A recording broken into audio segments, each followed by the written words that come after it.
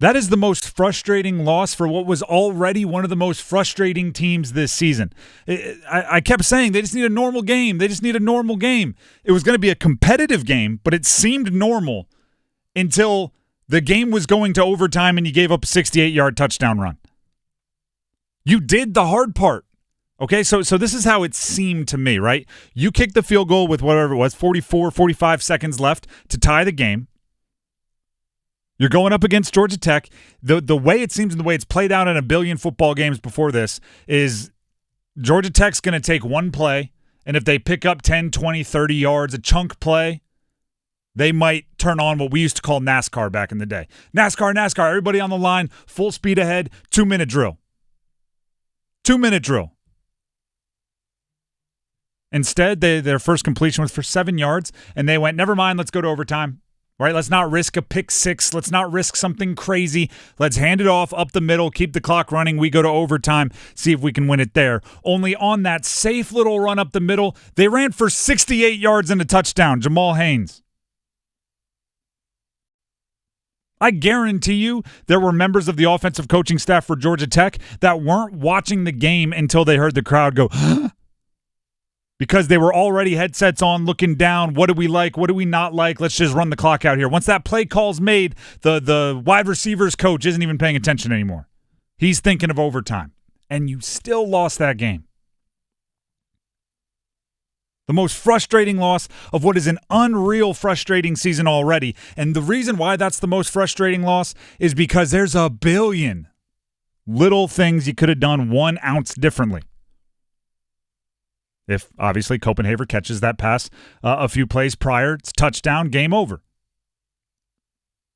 How about on those 3 incomplete passes starting first and goal on the 9-yard line, if you find the ball into Omarion Hampton's hands somewhere, probably game over. How about if you don't use up all 3 of your timeouts when what they called their third timeout with like 11 minutes left in the fourth quarter? If you have a timeout at the end, you win the game because you run the clock out as far as you can, kick a field goal with no time left. It's over. You don't have to give it back to Georgia Tech. One little thing here, one little thing there, you win the game. Might not even be one little thing here, one little thing there. It might be one little thing here or one little thing there. You win the game. That's what Mack Brown said postgame. He's like, it's all coming down to one play. And you got to be better at the one play. I love that. And actually, I heard the high school OT guys, if you don't subscribe, go check it out, highschoolot.com.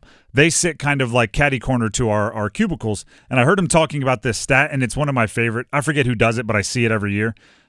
If like what the rankings in college football would be if you flip the result of every one-score game. So basically saying, this stat is trying to say one-score games are essentially coin flips, and if you just had better luck one way or the other, how would it change? And there's always a team that's like 1-6, but they lost 6 one-score games, and it turns out they should be, number 1 in the country. And I'm always going, except for the fact that it seems like the same players, the same coaches, the same programs are always executing well in one-score games. It's a skill, and UNC is showing every different way to not win those games. NC State, don't think you're getting off that easy.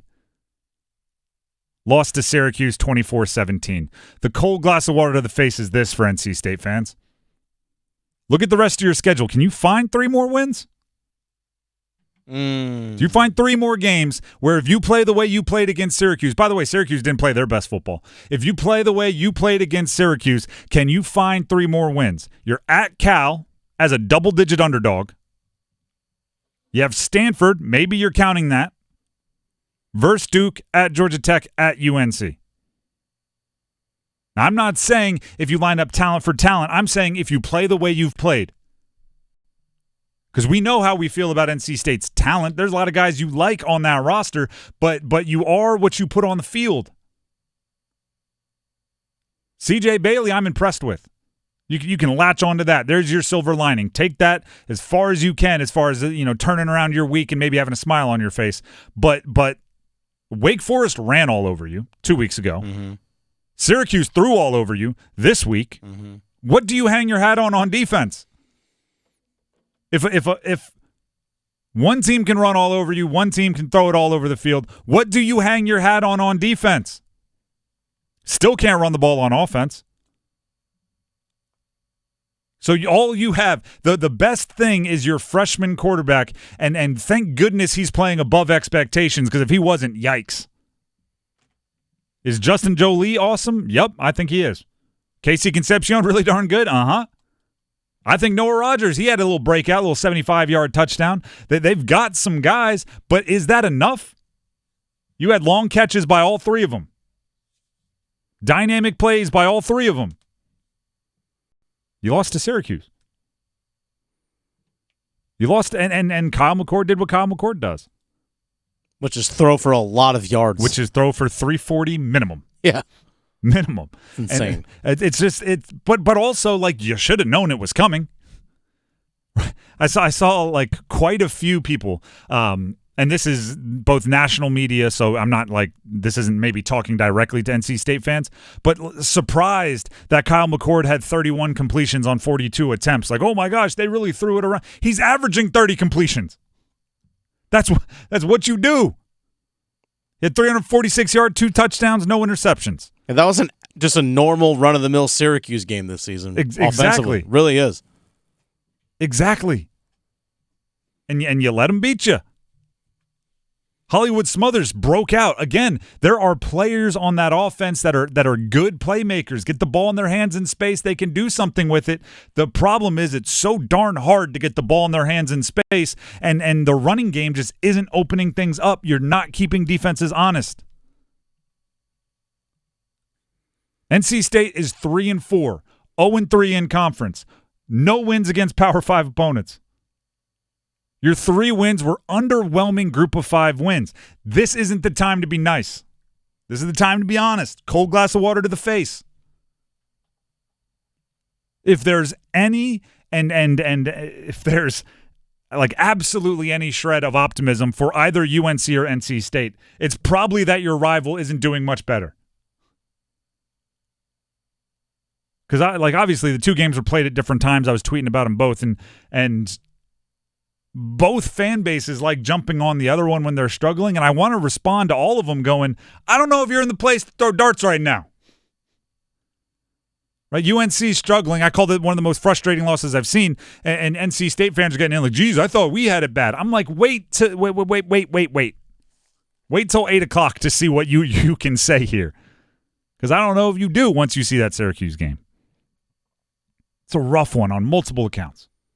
And just turnovers at such bad times, too. Turnovers at bad times, but I'll even say this, because, right, C.J. Bailey had the interception and the fumble. Kendrick Raphael had the fumble, the running back.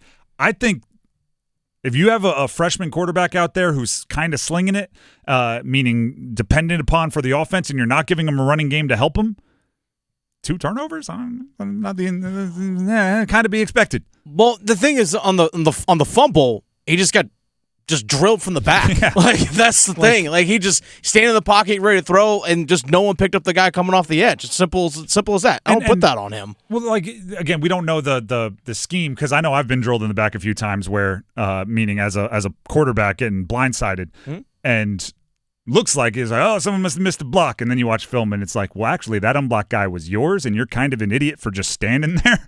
And it's like, all right, that's on me. So perhaps there's a protection thing there. We don't know because we're not in those meetings.